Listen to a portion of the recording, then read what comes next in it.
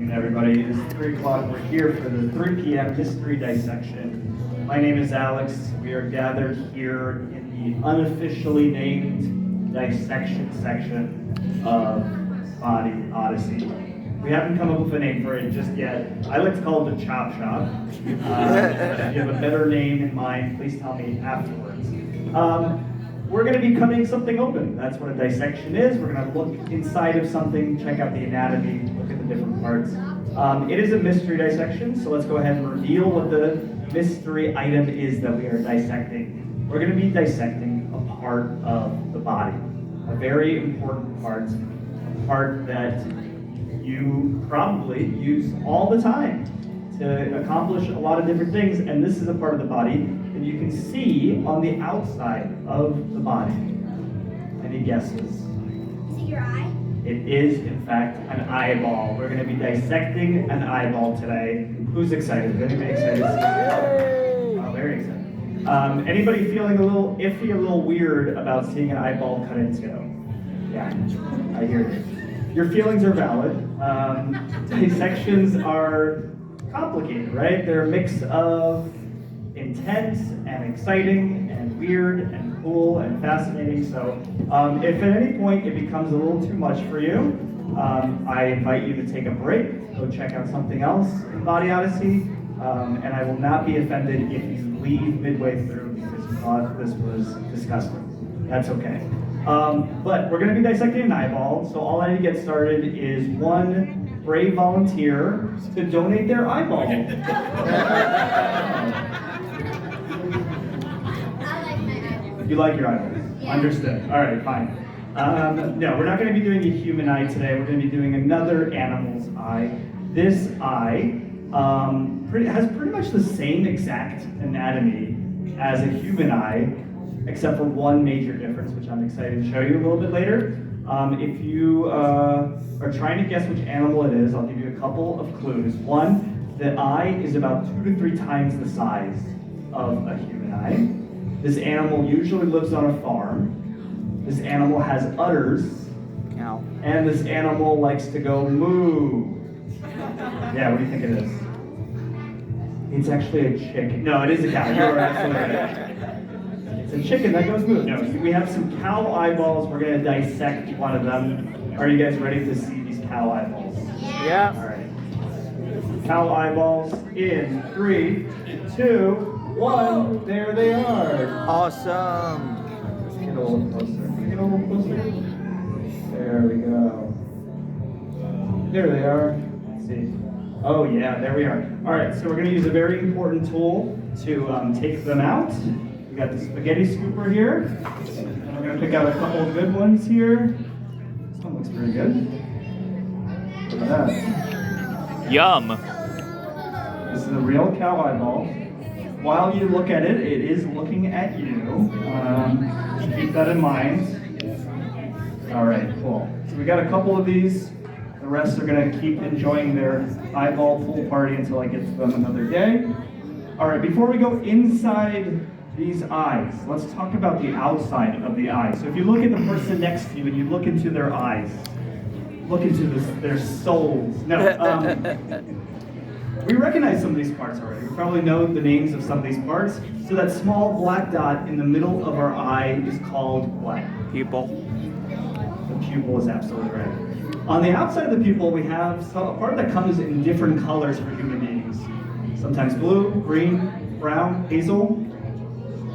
The iris is absolutely right. So we're going to take a look at something you might not have realized about the relationship between the pupil and the iris when we cut it open. On the outside of the iris, we have a part that is usually just called the white part of the eye.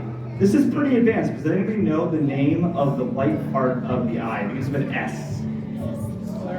Sclera is absolutely right? So these parts right now, I'm going to show you these eyes again. These parts are covered up by what's known as the cornea, which I'm going to be making my incision right underneath. A couple more parts on the outside that I want to point out. One is the fat. You see this white squishy stuff? That's fat. Fat surrounding the eye, which is a good thing because it helps cushion the eyeball. So If you get shaken up, if you get jostled, it's not colliding with the skull or anything like that. And then we're going to take a look at these brown parts here. This is the muscle of the eye. So humans actually have more eye muscles than cows do. Cows have 4 eye muscles that help them look up, down, left, and right. But guess what? The human eye has 2 additional muscles, and those are rotational muscles. So you can look all around. Yeah. I see some people doing it already. Let's all roll our eyes one way and roll them the other way. Yeah, when you're doing that, you're using a lot of eye muscles. 6 muscles here plus 6 muscles here, that's 12. So kids, if your parents ever get mad at you for rolling your eyes at them, you can just say, I'm exercising. I'm working out my eye muscles. Leave me alone. Get out of my room. Okay, the last thing I want to show you, on the back of the eye, you might see this little nub right here. You guys see this? Mm-hmm. Right there. Yeah. This is called the optic nerve. The optic nerve is the part that connects the eyeball to the brain, so that we can kind of process and understand what we're looking at. It's like, think of it like an HDMI cable, a USB cable, eyeball to brain, so we can eyes gathering information and the brain is telling us what it is. So it's like, oh, we're looking at the ground. We're looking at the schedules. We're looking at a trash can. Cool. All right, are you ready to go inside? Yep. Let's do it. So we're gonna pick out one of these eyeballs. I'm gonna work with this one, I think. All right, let me clean up. If you're worried about seeing blood squirt out of the eye, do not worry. There will be no blood during this dissection. If there is, however, it's because it's my blood, and that's why I have a first aid kit. Hopefully that won't happen. All right, let me make an incision underneath the cornea. Cornea is your protective dome layer right there. And you'll see as soon as I puncture it right here, you're gonna see some liquid coming out. No blood there. If we had blood there, we'd be seeing red all the time, which would be really, really inconvenient, really annoying. But we have this liquid called aqueous humor. If I press down, you're gonna see more of it come out. There it is. That's aqueous humor that helps maintain eye pressure right underneath your cornea. Your cornea is very, very strong. It's protecting your eye. And I'm gonna show you how tough your cornea is. Check this out. Hold on.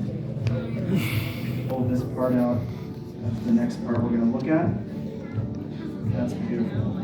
Isn't this beautiful? Would you use that word to describe this beautiful? I don't know. Okay, so here's the cornea. I'm going to put it in my palm, and I'm going to show you, if I try to rip it with all my might, look what's going to happen to it. Nothing, because it's so tough, right? Your cornea is also very sensitive. So it has all these nerve endings, and has anybody ever had like an eyelash or anything get stuck in your eye before? Yeah. Yeah, when it does that, it's hitting the cornea and that triggers the blink reflex. That's why you start blinking a lot when you have something stuck in there, because it's kind of like pushing it out. Okay, the next part we're gonna look at, I just mentioned a couple minutes ago, this right here is the iris.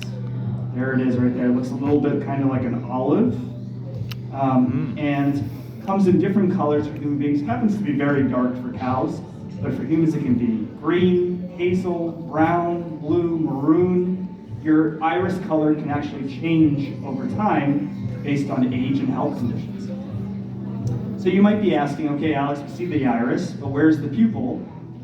Well, here's the thing, guys.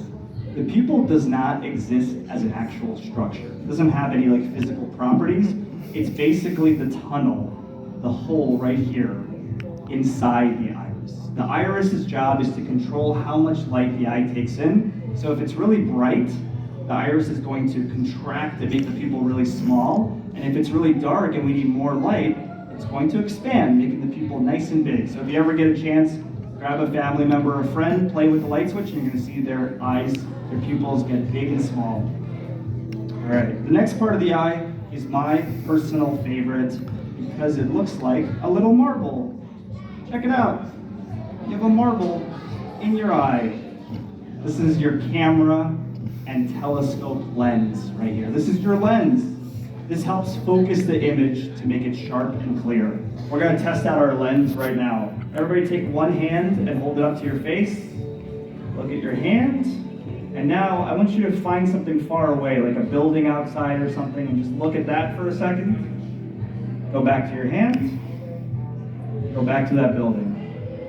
Who was able to see both of those pretty clearly? Yeah. Well, you can thank your lens bending in shape so you can see up close and far away really well. Yeah, it's very useful.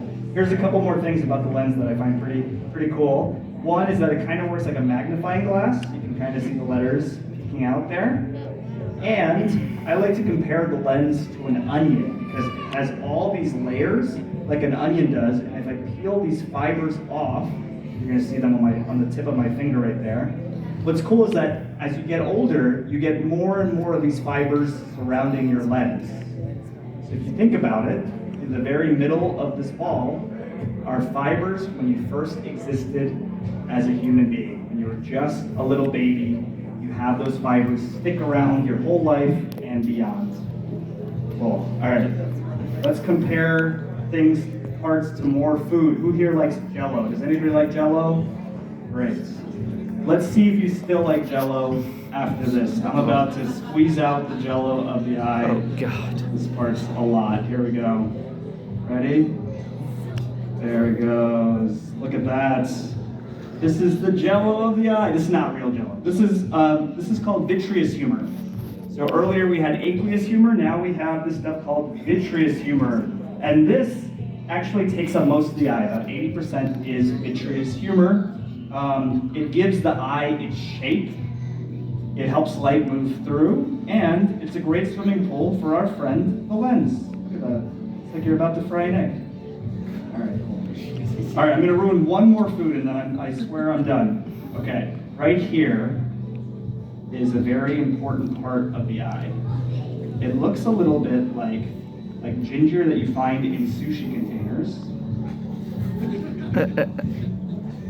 Everybody have lunch already? All right, cool. So this right here, this is called the retina. The retina, who's heard of the retina of the eye before? Yeah. So the retina, like I said, is kind of a masterpiece. It lives in the back of the eye, and it works kind of like a movie screen. It's connected to that optic nerve that I showed you, the HDMI cable to the brain, and it's the one that helps translate everything into electric signals for the brain. So this has millions of cells, rod and cone cells. It detects light and color and turns it into electric signals so we know exactly what we're looking at. All right, cool. All right, so let's take a look. So these are the parts of the eye.